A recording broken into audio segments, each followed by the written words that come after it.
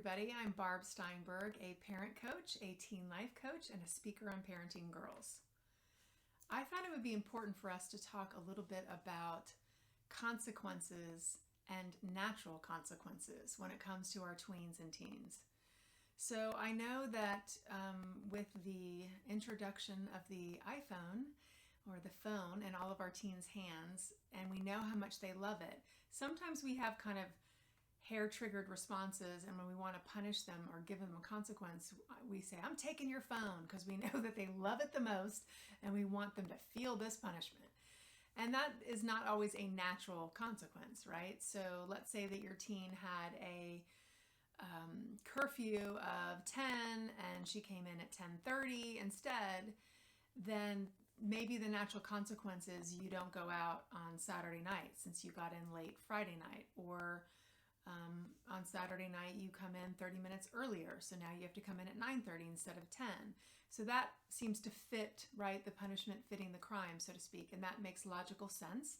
I think it's also really important to invite our teenagers to be a part of our discussions about what the consequence should be. So for example, using the curfew, if you guys are negotiating and coming up with her curfew, her freshman year of high school, let's say, she's going to come with what she thinks it should be, you're going to come with what you think it should be, and you guys are going to talk about it and negotiate, hopefully, with the goal of doing that is to bring her into the conversation so that she can feel respected and a part of, and not talked down to or controlled, which means you probably get more resistance and possibly, more breaking of that curfew if she's not involved.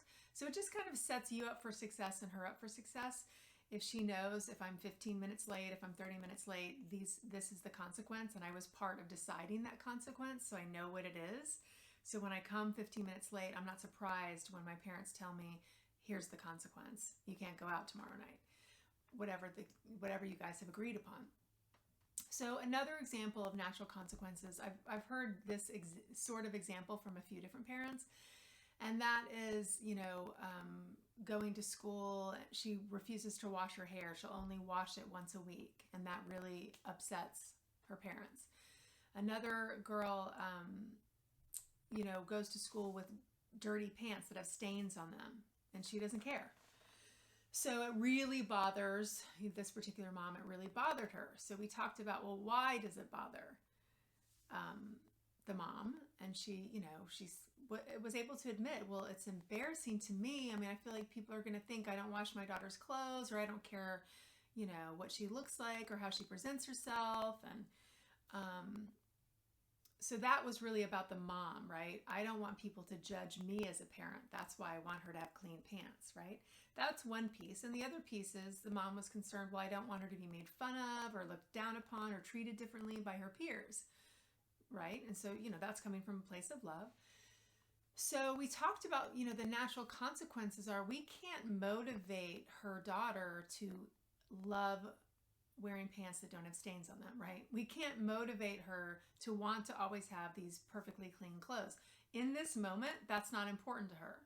3 months from now, it might be important to her, given her growing developmentally and also given the natural consequences. So if she receives some kind of negative feedback from her peers about her pants, usually that's a pretty quick way to not wear stained pants, right? Because nobody really likes negative interactions or negative responses from their peers, especially when you're a teenager. It can be very hurtful.